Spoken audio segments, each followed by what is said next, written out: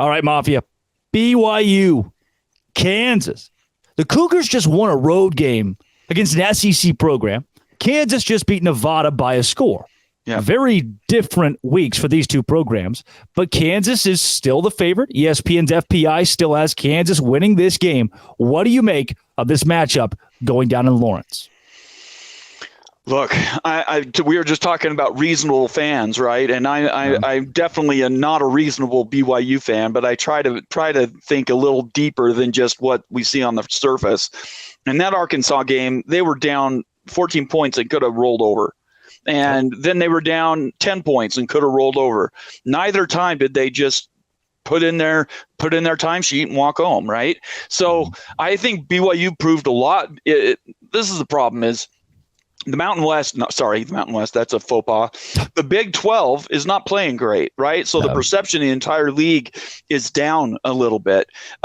So if they're not highlighting this in the Big 12 offices, this Kansas BYU game this week, they're not doing themselves or the conference any good, because this should be a feature game.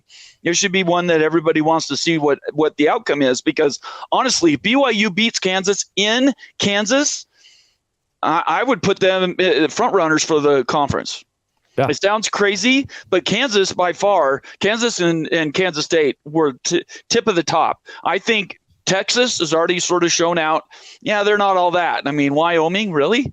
And then Oklahoma, who I picked to be in the championship game, they've also sort of come back to the pack a little bit. So it all comes down to which team shows up. If the BYU team that beat Arkansas on Saturday shows up this Saturday, I think they can beat Kansas. Now, Kansas is good, right? They have an experienced coach. They have an amazing quarterback. And should they be the odds-on favorite? Obviously, they're at home. But this is not your mom's BYU team. Yeah. Their defense flies around. If you didn't get to watch the game, you're doing yourself a disservice. I would try to find it online. It's on ESPN Plus. You can watch it and see what BYU brought to the table with defense. Last year, that quarterback, KJ Jefferson, right? Yep. Went for 365 yards, another 140 on the ground, 5 touchdowns. It was ugly from the very beginning.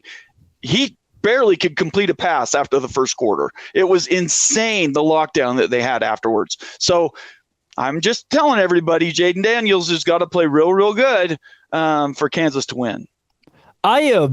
This Kansas offense might be the best in the Big 12. I'm going to cover you a little bit here because somebody's going to hear you say that Kansas is one of the big teams in the Big 12 now moving into this new era, and they're going to think that's the stupidest thing ever.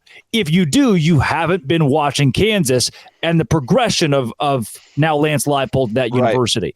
They have 500 yards per game. They allow 272 yards per game. The defense was the question mark for them, and they held Illinois to 23 points, Missouri State to 17 points, a team that's been known for offense the last few years. That Nevada game, obviously a struggle. BYU struggled with Sam Houston, and everybody in the Big 12 is struggling with these small schools. What do you think? You've already mentioned the defense here. I think that the defense of BYU has blown me away for how bad it's been in some games where it shouldn't have been the last couple of years, where you're like, oh my gosh, how you lose it? Some of the games last season where you're like, this is a head scratcher.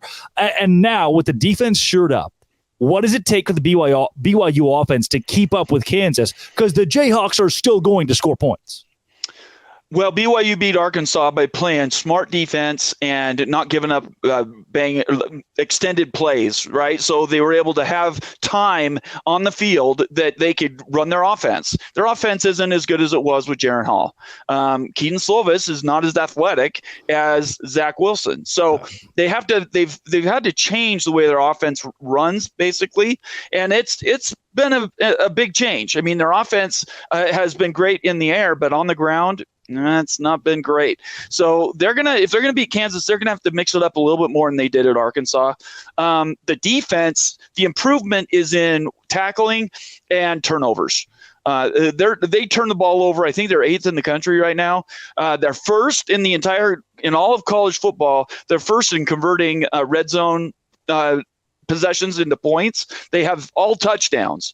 They don't have one field goal from less than 30 yards. So everything that you see for a good game, and I can't remember all the Kansas stats. I apologize, but Kansas is in the top 20 of 4 different stats as well. So you combine those two things in this game. Everybody thought the last game was going to be low scoring. I think you could have another low scoring game this one.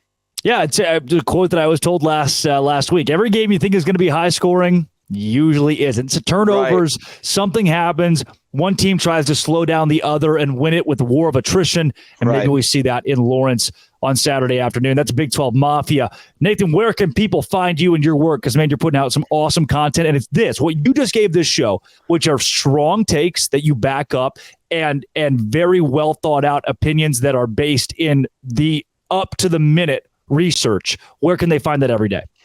YouTube, it's Big 12 Mafia show. Also the Holy Rivals show with Wild Ute. That's a Holy War show. But both of them are pretty much around the Big 12 and BYU, now Utah. And we cover the entire conference. So come there. We're news and information, and it's a lot of fun. I've got some guys with me, Immaculate and Moen Sports. They're smartest guys in the room that I've been around for a long time. And so if you want to come and be a little bit more than just sitting at the water cooler, just talking over what happened last weekend, watch our shows. Now, because of the NFL, we've had to move our schedule. So now we're not doing Mondays and we're not doing Thursdays. So now we are Tuesday, Wednesday, Friday, and then Saturday or Sunday, we're doing like a pop-up show. Yeah. So 4 days a week, find us there. We also had a really successful after the BYU game and a little after the Utah game, some Twitter Spaces. So please follow us on Twitter. Follow at B12 Mafia on Twitter and at the Holy Rivals on Twitter. And you'll get those updates when we send out those notifications for both the YouTube and the Twitter Spaces shows. Yeah, always solid, Mafia. Always great to have you on and be on your show as well. Just feel knowledgeable and I think honored is the right word to be in the same show with you because of your extensive knowledge of the Big 12. I know, high praise there, but it's legitimately, Mafia. Always great to have you on. This has been, it always will be. Thanks for making it your first listen every single day. Locked on. Hey, thanks again for making it your first listen every single day. Dose Grande.